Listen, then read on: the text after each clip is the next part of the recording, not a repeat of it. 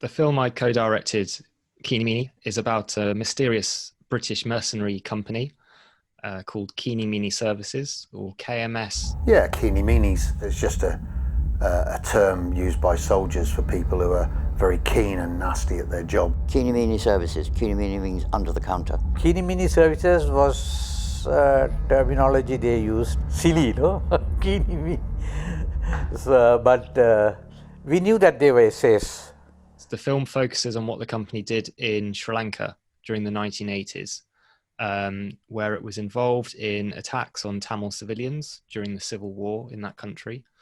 And the KMS mercenaries were flying helicopter gunships, as well as setting up and training a paramilitary group, a paramilitary unit that was notorious for massacres of Tamil civilians. So the company's role kind of expanded over the course of the conflict, and it became increasingly involved on the front line. And the film traces that development by speaking to insiders, both in Sri Lanka and in London, where the Foreign Office, the UK Foreign Office, had a very close eye on what was going on, and it was tacitly allowing this company to carry on doing what it was doing.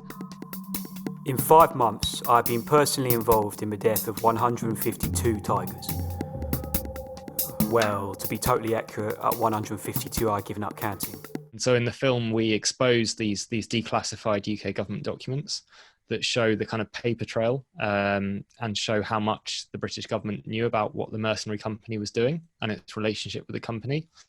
And we also track down people involved, and it's in many cases it's the first time that they've spoken publicly on camera about their experiences with the company in this very, very brutal war, which created thousands of refugees.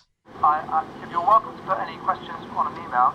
I have. I've emailed you several times asking for comment. I mean, are you aware that the Metropolitan Police is now investigating the activities of British mercenaries in Sri Lanka, of which David Walker played a major role? Thanks very much. Bye.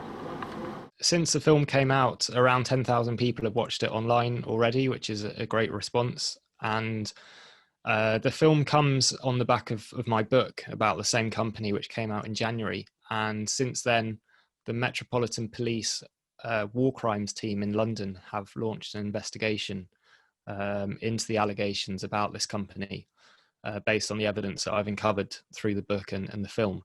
So there is this criminal investigation going on as well. So it remains to be seen how effective that investigation is. But that's probably the most significant development. And also people have started writing to their MPs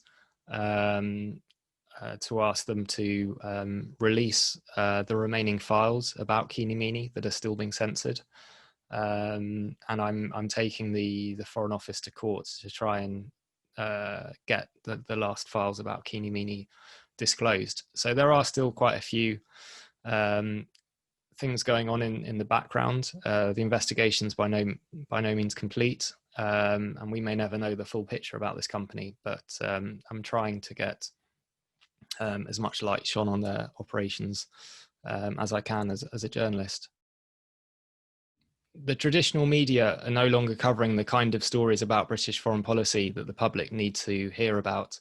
That's why it's more important than ever that you support independent media, so that journalists can do critical stories about the UK's role in the world.